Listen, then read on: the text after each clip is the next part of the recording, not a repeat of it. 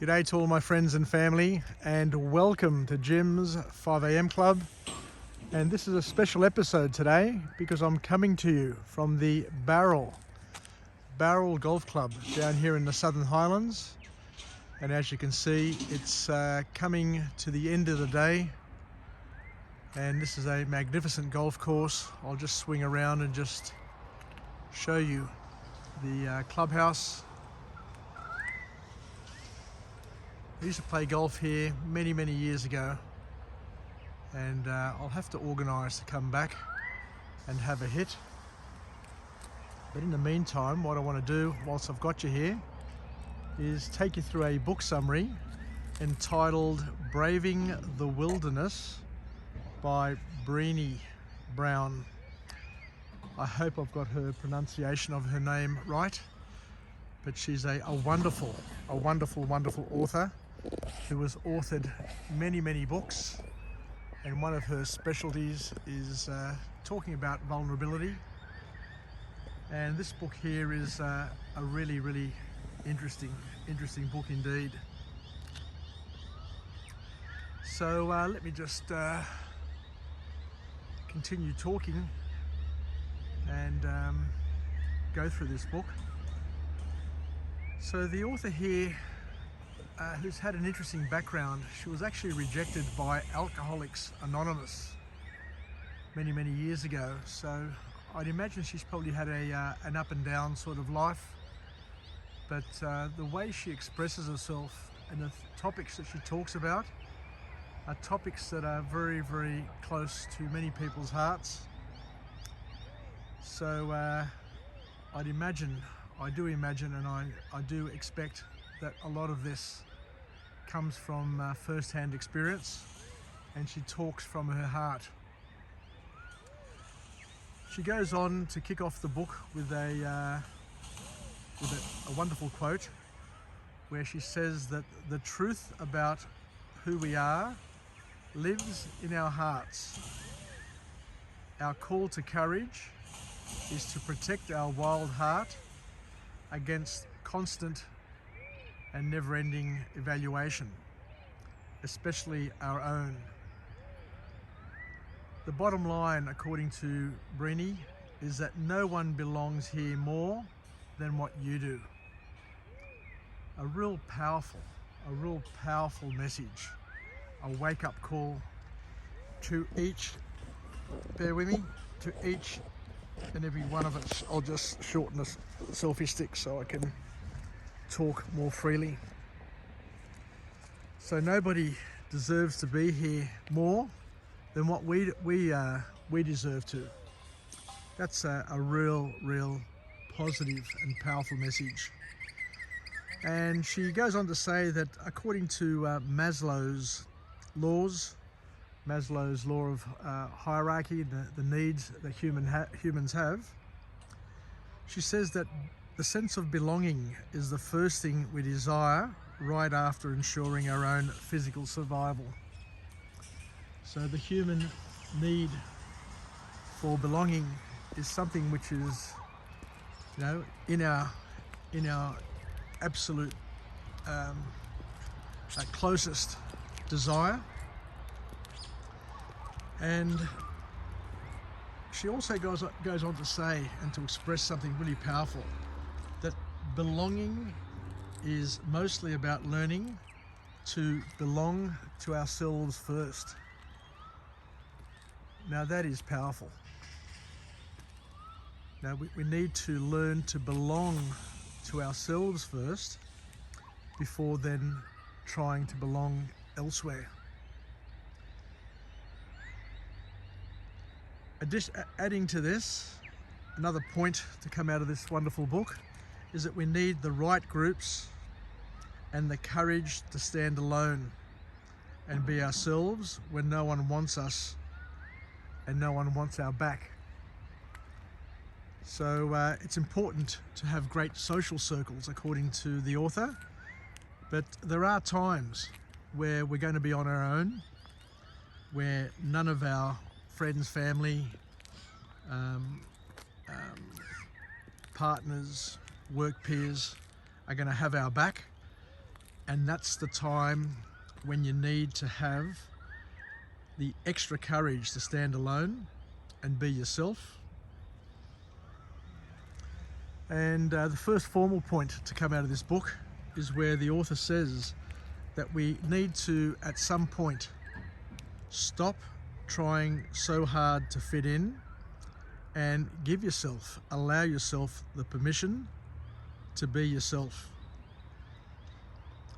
Because when it's all said and done, most of us experience rejection in one way or another early in our lives.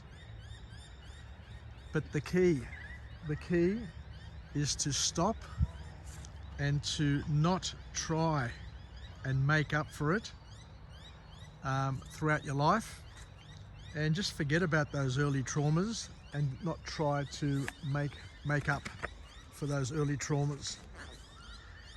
It's amazing because there's lots of people who spend their whole lives with a chip on their shoulder, bitter and twisted, spending and wasting their whole lives just trying to make up, just trying to recover from the pain that they received during those early years.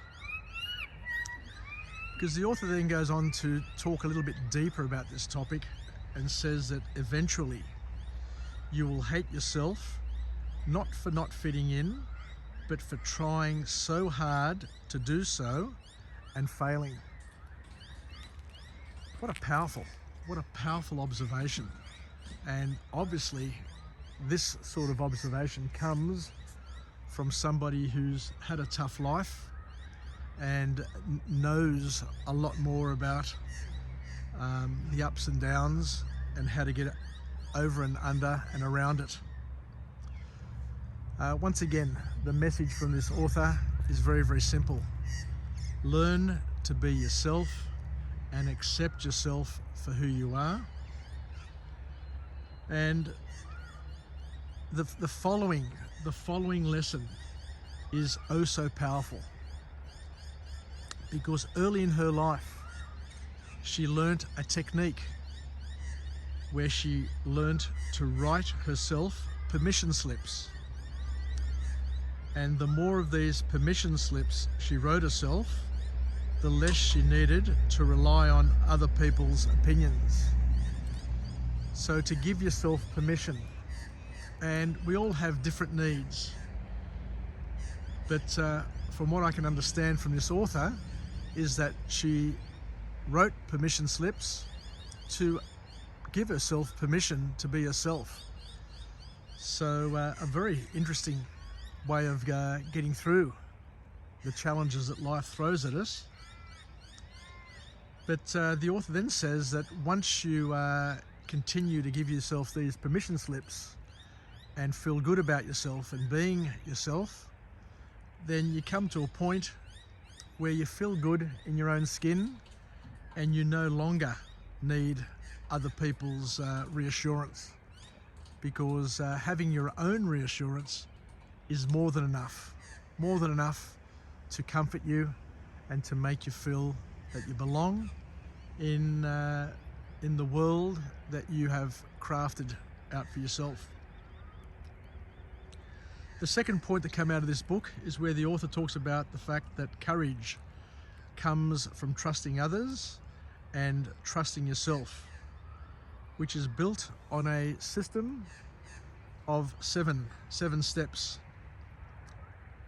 So the call to action from this author is to throw others' expectations, so other people's expectations, take them and throw them to the winds, and that way you're able to liberate yourself.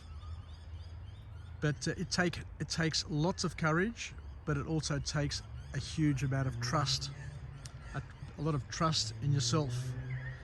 So the 7 steps that the author invites us to consider are as follows.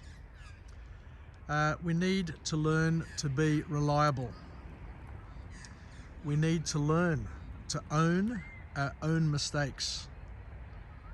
We need to learn to respect the boundaries that we've set for ourselves and that others around us have set in their lives.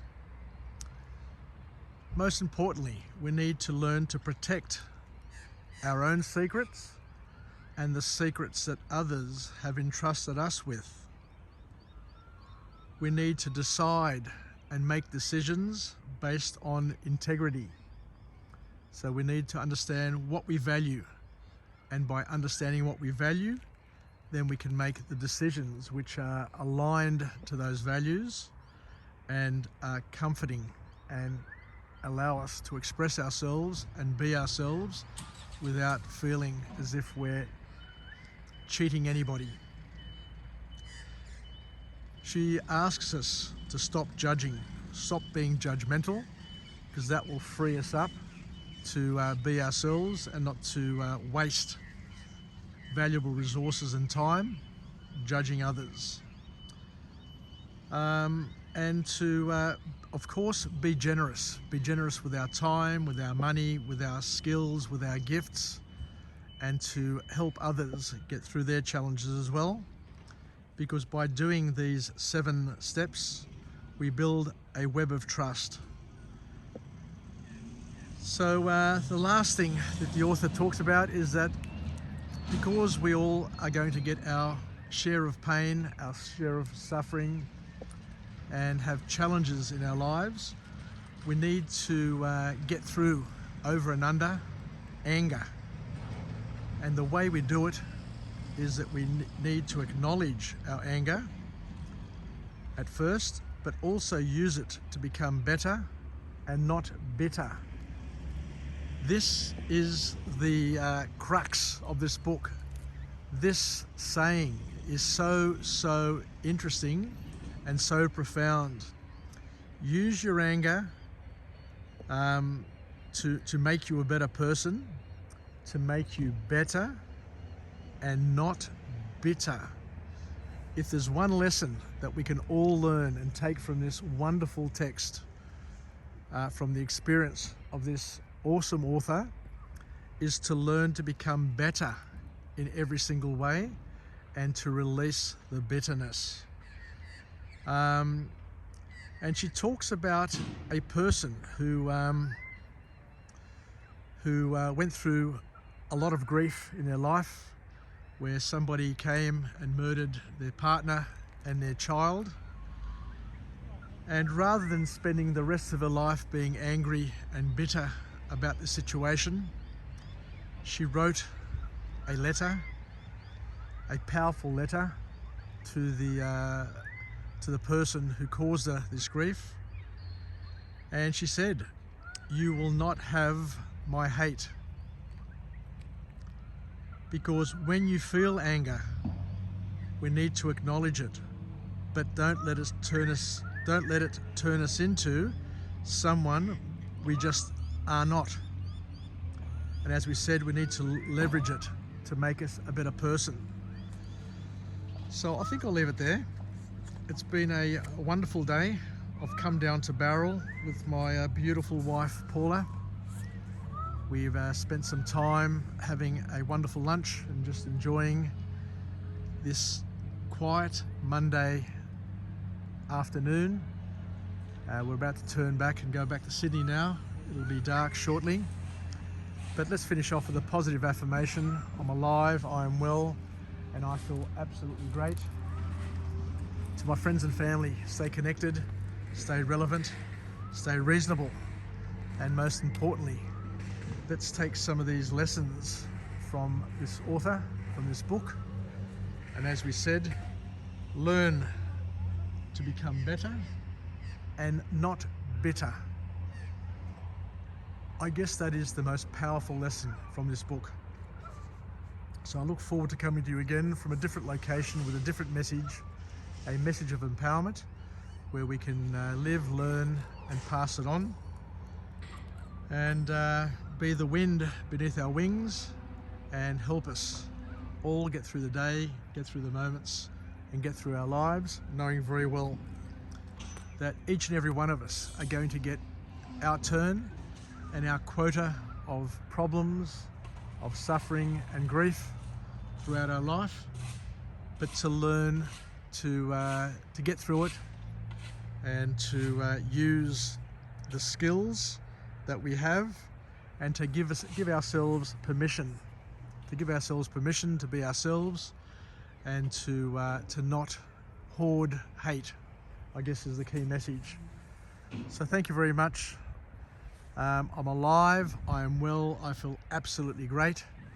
As I said, stay connected, stay relevant, stay reasonable, and most importantly, try and achieve betterment as opposed to bitterness.